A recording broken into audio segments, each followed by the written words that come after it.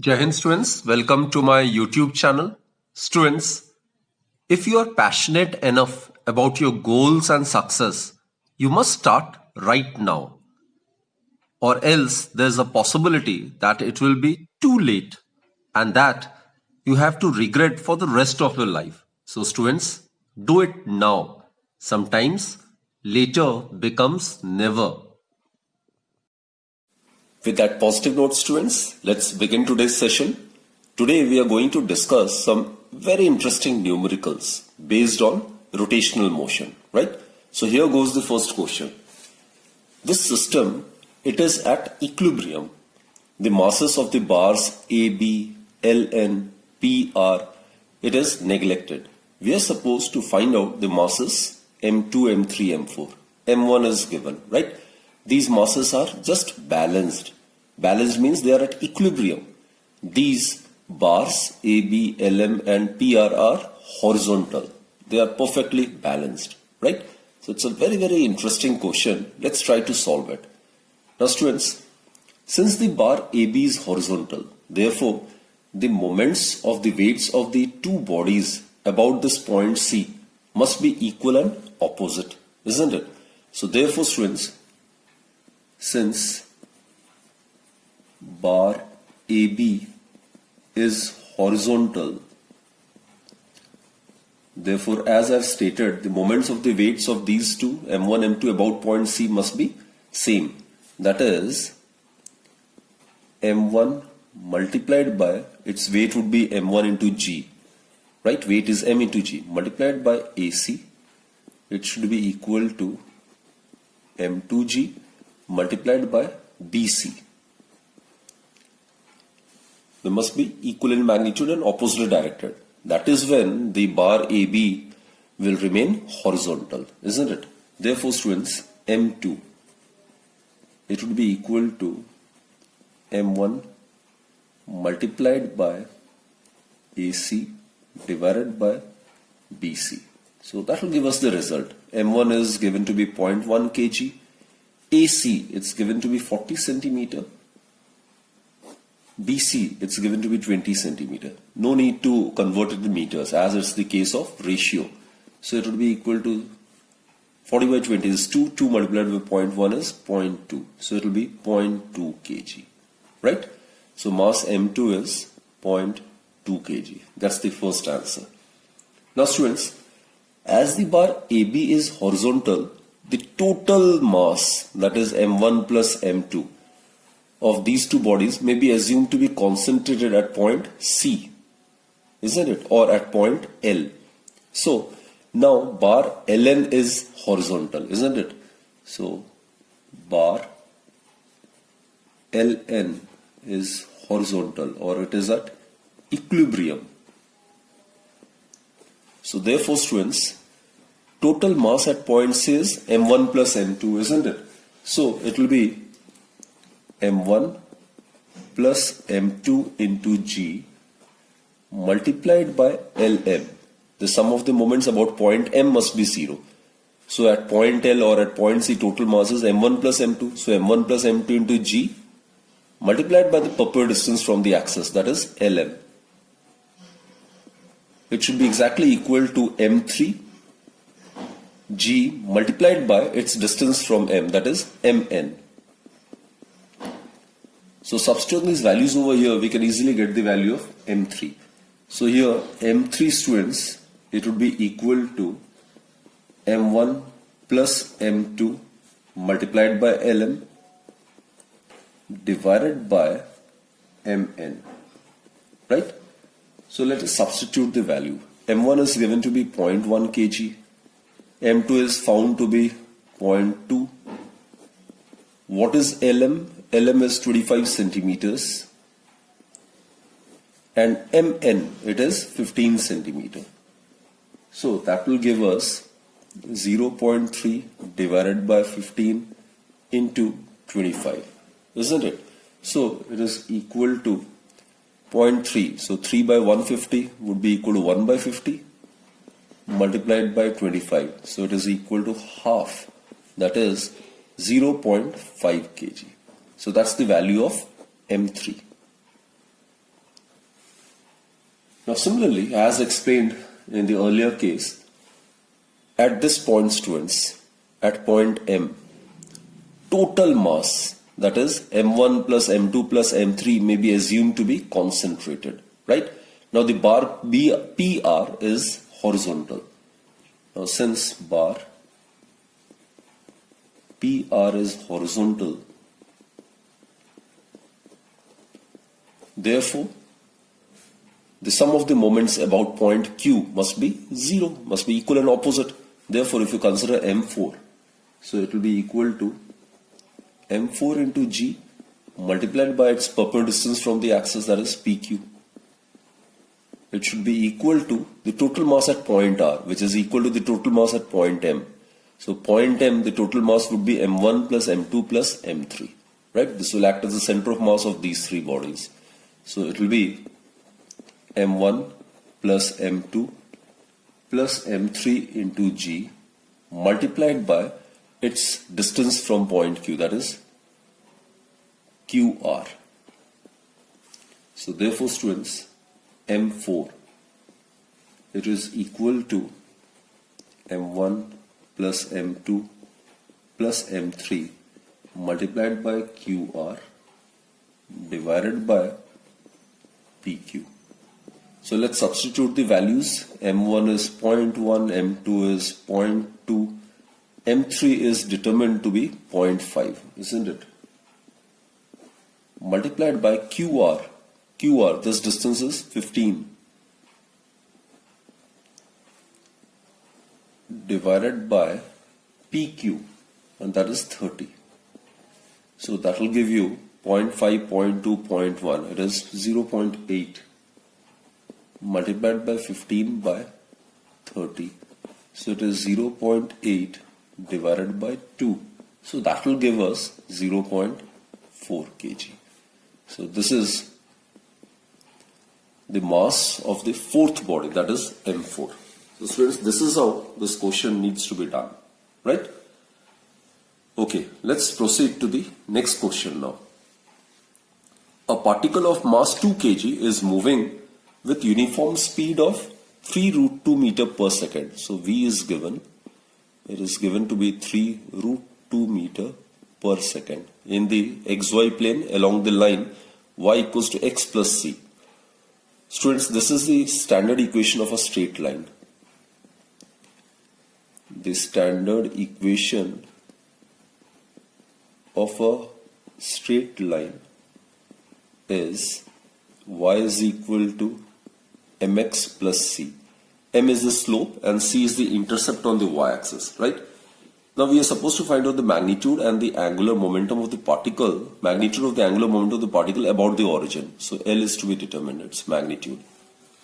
Now students, if you compare this equation over here, x plus 6. So comparing the coefficients of x, we get m, which is slope of the straight line, which is tan theta. Theta is the angle which the straight line makes with the horizontal. It is equal to 1. So which implies that theta is equal to 45 degree. Tan 45 degree is equal to 1. And c is 6. C is the intercept on the y-axis. It is equal to 6 units. C is the intercept on the y-axis. Now students, let's draw the relevant diagram, right? Suppose this is the y-axis and let us consider this to be x-axis.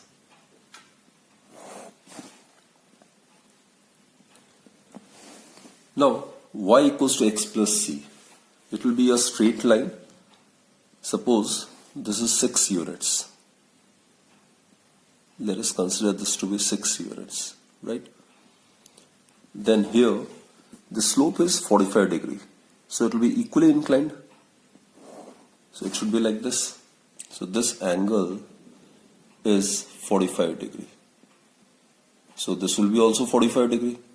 So this being vertically opposite angle, this angle would be also 45 degree. And this is the origin, students. So the body under consideration is moving along this direction. This is the direction of motion of the body along the straight line.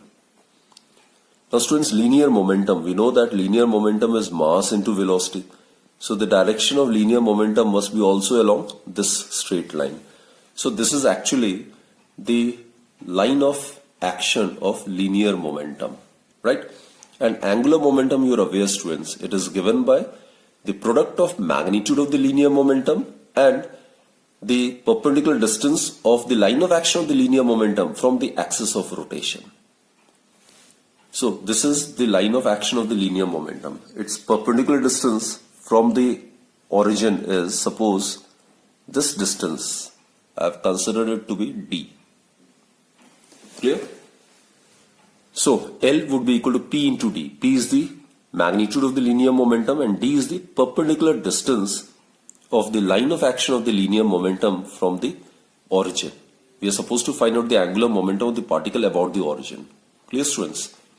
So it is equal to, linear momentum is product of mass and velocity and d is the perpendicular distance. Now in order to find d, what we can do is, we can consider sine theta, sine 45 degree, it's perpendicular by hypotenuse, isn't it?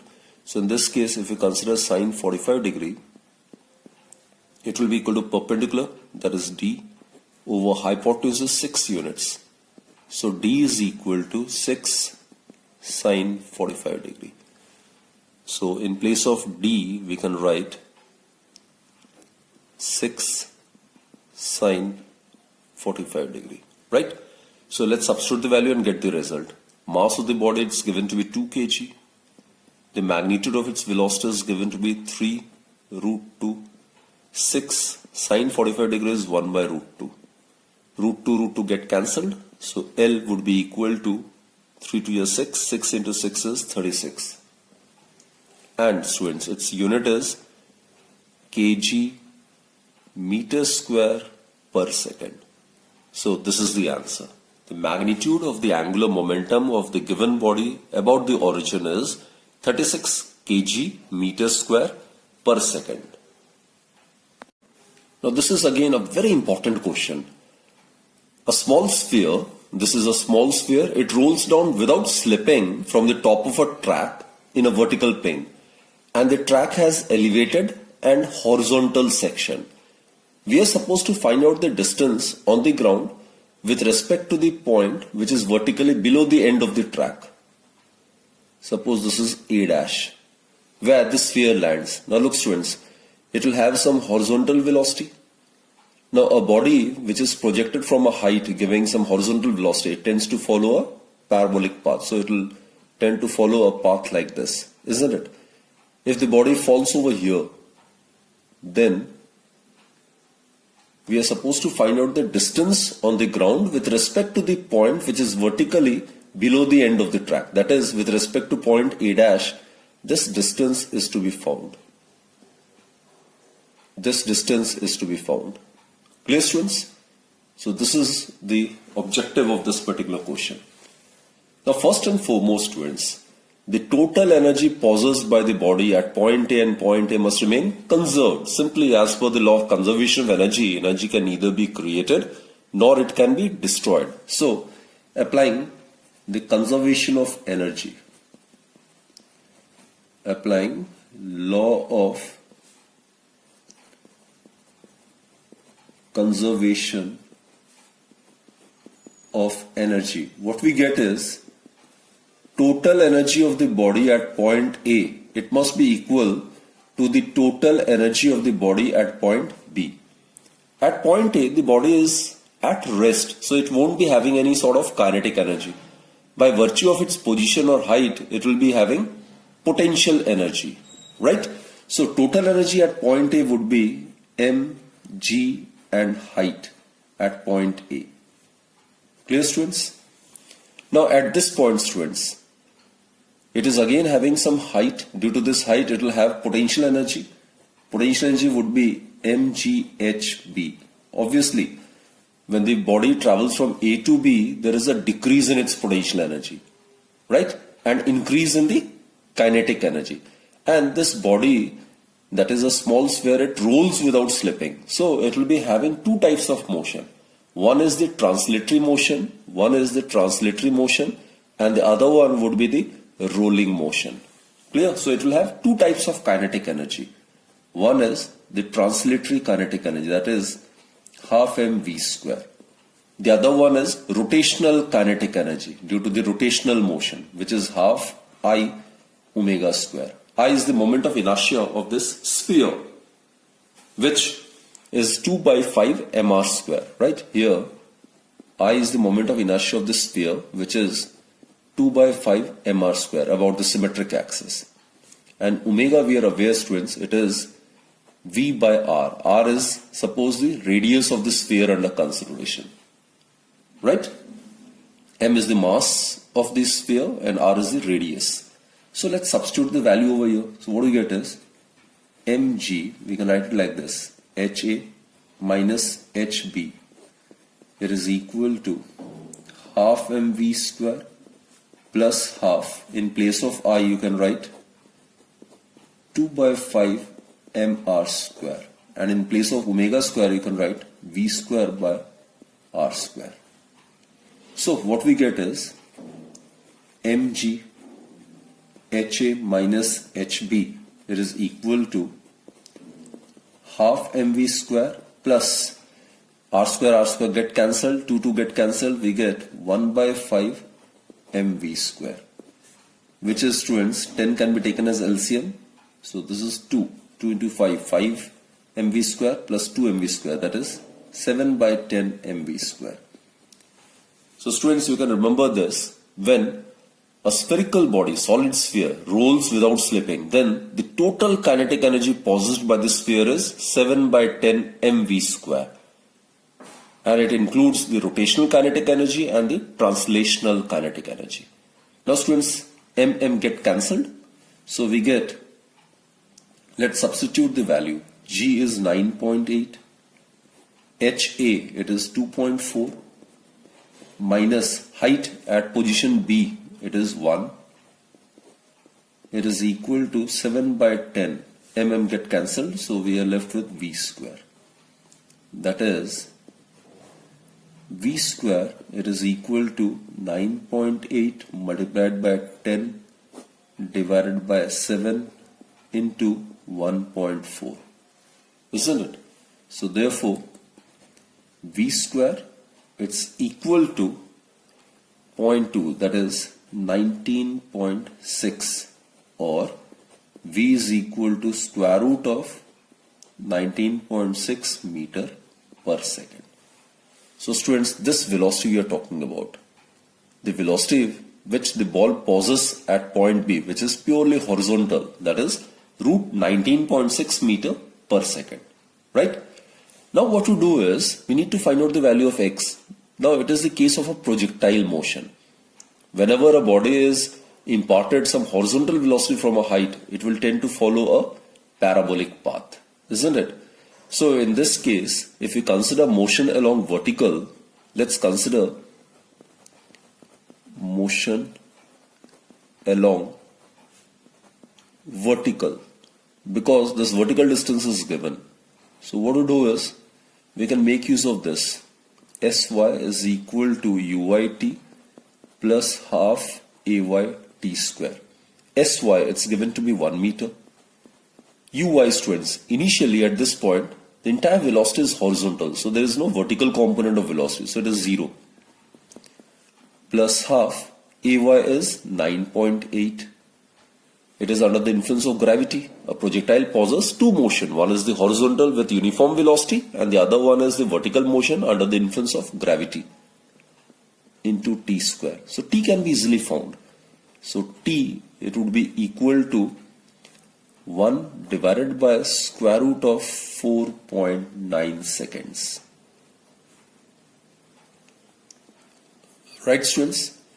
Now lastly, consider motion along horizontal.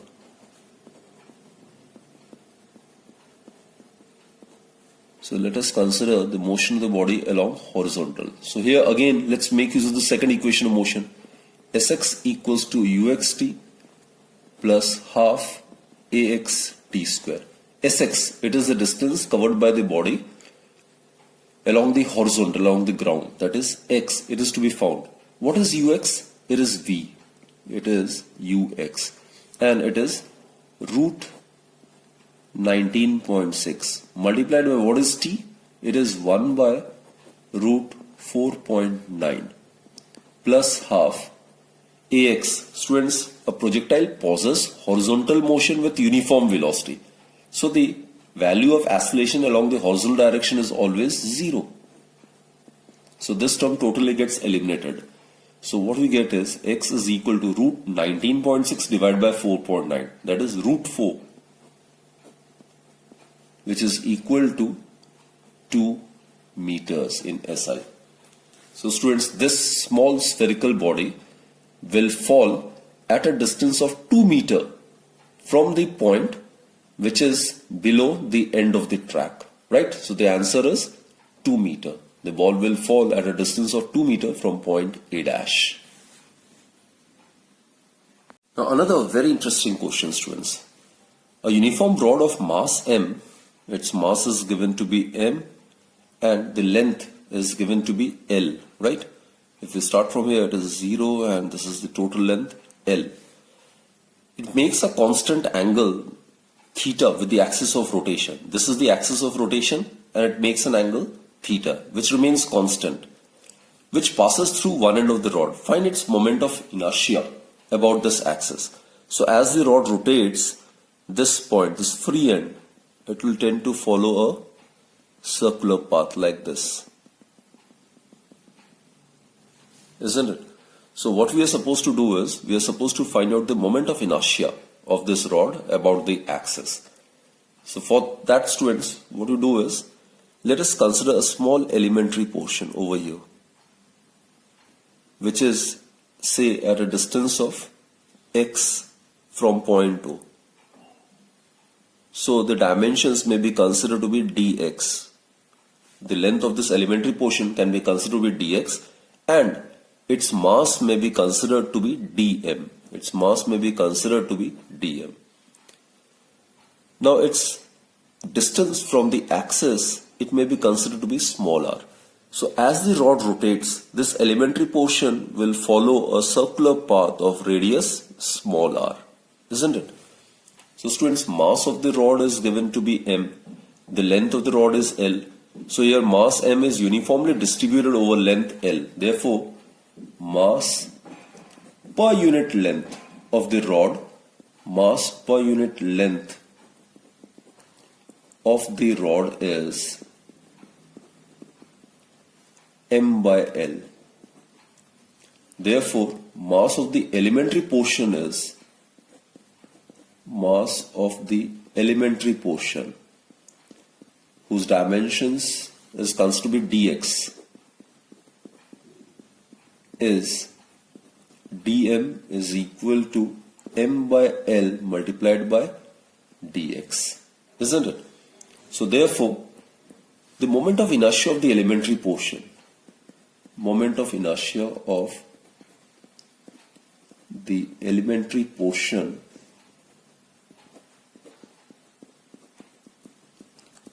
is di. It can be treated as a point object. So its moment of inertia from the axis would be product of the mass of this particle multiplied by the square of its distance from the axis of rotation. So it will be dm multiplied by small r square, isn't it? So let's substitute the value. So what we get is dm, it is m by L. M by L into dx. Now students, here look, here the distance is r, isn't it? So what we get is, in place of dm, we can write m by L dx into r square. Now students, let's try to convert this r in terms of x. And theta is given in the quotient, which is given to be constant. So in this right angle triangle, if we consider sine theta, it will be perpendicular by hypotenuse, that is r by x. So r may be written as x sine theta. So here in place of r you can write x sine theta, isn't it? So what we get is, it will give us m by L. In place of r square it will be x square sine square theta, x square sine square theta and dx, right? So students, moment of inertia of the body, mi of the rod about the given axis is I, it will be given by integration of this, and the limits will be from 0 to L, right? So it will be given by integration of di, limits would be from 0 to L. So the constant, it can be taken outside, the mass of the rod that remains constant, the length, it is constant, theta is given to be constant, isn't it? The rod makes constant angle with the axis of rotation.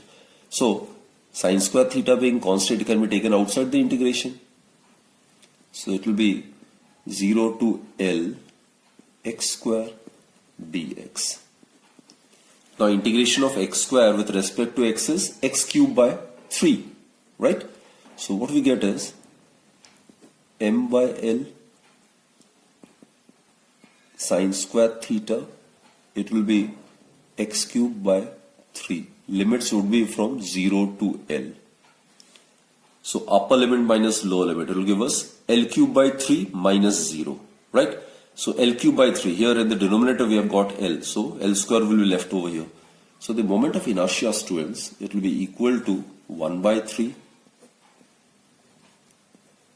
m L cube divided by L, so L square would be left sine square theta.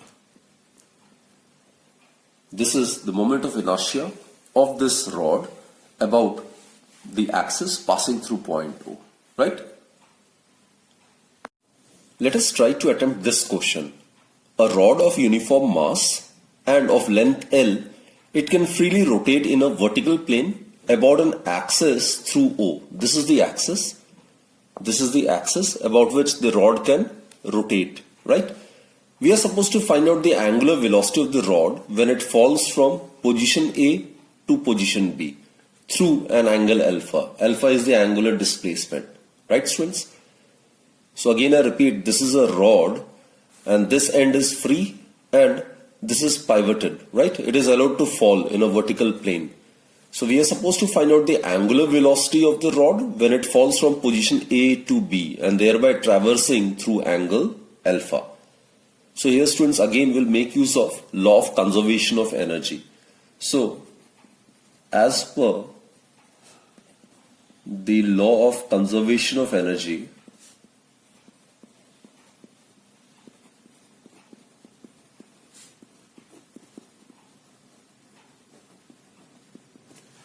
total energy of this rod at position A, it must be equal to the total energy of the rod at position B, isn't it? Here students, the rod is at rest, isn't it? So the entire energy of the rod will be in the form of its potential energy by virtue of its position or configuration. So in case of a vertical body placed vertically, here it is a symmetrical body, so here the center of mass may be considered, right? This is the center of mass of this body. So entire mass of the body may be assumed to be concentrated at this particular point.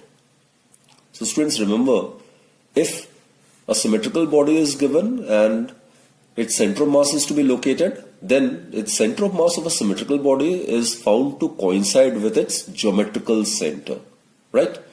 So its potential energy would be mg and this height with respect to point O. Clear? So total energy at point A, it would be mg and it will be L by 2.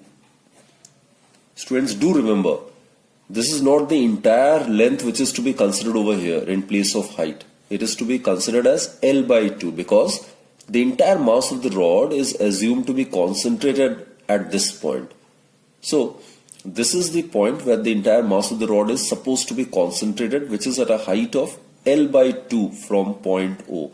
So the potential energy at position A would be mg L by 2. Please do remember this, right? And as I've stated, it is at rest, so it will have only potential energy, right? There's no kinetic energy at point A. Now obviously, when the rod rotates like this, so what happens is, it comes into motion. And which type of motion it possesses? It possesses rotational motion. It do not possess any translatory motion. It is purely rotational motion. So it will have rotational kinetic energy, right? So it would be rotational kinetic energy is half I omega square plus. Now its center of mass will also change its position. It will come over here like this. So now the center of mass is at a height h. Suppose this height is h. It will slightly fall, isn't it? So now it will possess potential energy as well. So it will be m, g and small h. We can find out the value of small h in terms of length. How we can do that is, this is alpha. So these two are parallel, this will act as a transversal. So this angle would be also alpha, isn't it? This being a right angle triangle, suppose this is n. This being a right angle triangle, what we can do is, we can apply cos alpha. Now cos alpha in this triangle, it would be equal to base over hypotenuse. Base is h. Hypotenuse is this distance from point O to the center of the rod, which will be equal to half the length of the rod, which is L by 2, right? So therefore h, students, it may be written as L by 2 cos alpha. Clear? So you can substitute this value of h over here. So therefore mg L by 2 is equal to half. Another very important concept. This is the moment of inertia of this rod and about an axis passing through its end point and perpendicular to the length of the rod, right? I repeat, students, I is the moment of inertia of this rod about an axis passing through its end point and perpendicular to its length. So the moment of inertia in this case is ml square divided by 3. This we have already done earlier, right? The moment of inertia of a rod about an axis passing through its center of mass and perpendicular to its length is ml square by 12. But here the rod is rotating about an axis passing through its end point and perpendicular to its length. And through the end point, the moment of inertia is ml square by 3. Omega square, it is v square. We are aware of this. V is equal to omega r, isn't it? And actually, this omega is to be found. So no need to change over here. Write as it is. Plus mg. In place of h, you can write L by 2 cos alpha. Clear, students? So now let's try to rearrange the terms, right? M is common in both the cases. L will get cancelled out. So what we are left with is mg L by 2. So multiplying or dividing both the sides by g, what we get is, here we will be left with 1. Here we would be left with L omega square by 3g. I have divided throughout by g. And here ml by 2g, we will be left with only cos alpha, isn't it? Which implies that the angular velocity is to be found, that is omega is to be found. So omega square L divided by 3g is equal to 1 minus cos alpha. Or students, omega square is equal to 3g by L multiplied by 1 minus cos alpha. It can further be modified.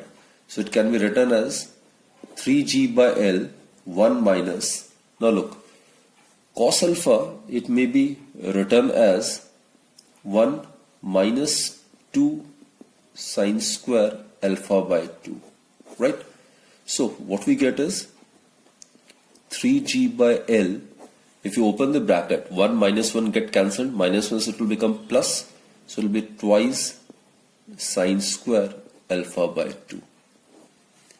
So therefore students, this is omega square, right? So taking square root, we get the angular velocity as square root of 6g by L and sine square alpha by 2. So the square root of this will be left with sine alpha by 2. So this is the answer. This is the angular velocity of the rod when it falls from position A to position B through an angle alpha. Right? Okay. Now let's proceed to the last question of this particular lecture. A rigid body rotates about a fixed axis with variable angular velocity equal to a minus bt, where t is the time and a and b are the constants, right? So angular velocity is constant, is variable, and it varies with time as per the relation a minus bt. We are supposed to find out the angle through which it rotates before it comes to a stop. Now, after what time the body comes to stop, that is to be found, right? When the body comes to a stop, comes to halt, or comes to a stop, then obviously its angular velocity would be 0.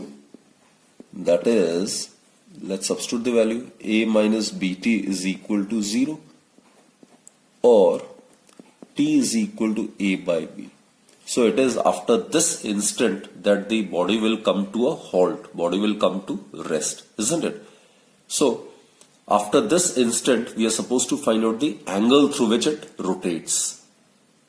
So time taken by the body is t equals to a by b. In this time, the angular displacement of the body is to be determined.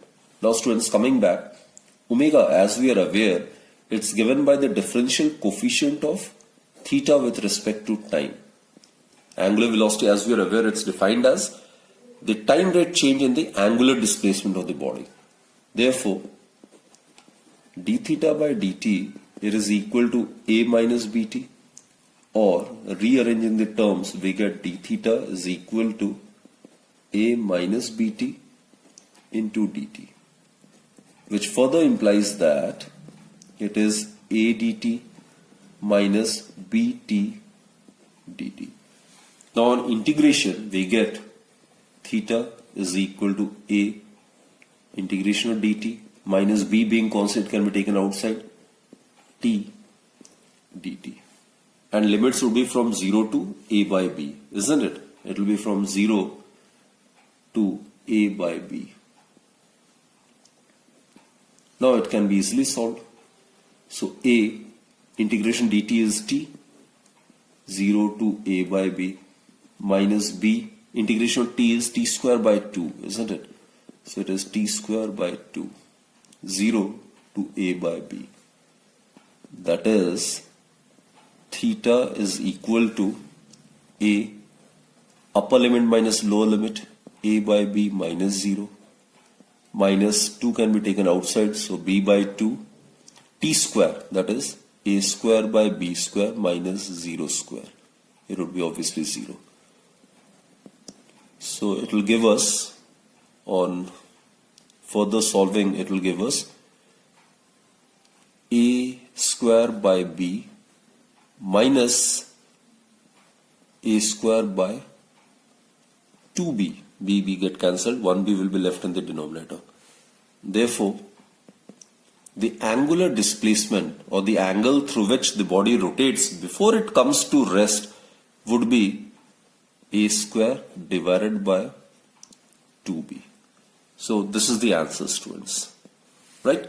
This is the angle through which the body travels before coming to rest. So students, I sincerely hope that you have understood all the numericals and basically the concepts involved in each and every numerical. Now it's your turn to practice more and more such questions. As I've always maintained, without numericals, physics is incomplete. So after the clearing all the theoretical concepts, you need to concentrate on as much numericals as possible, right?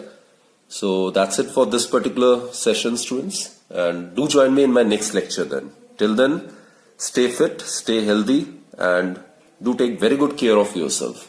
Thank you.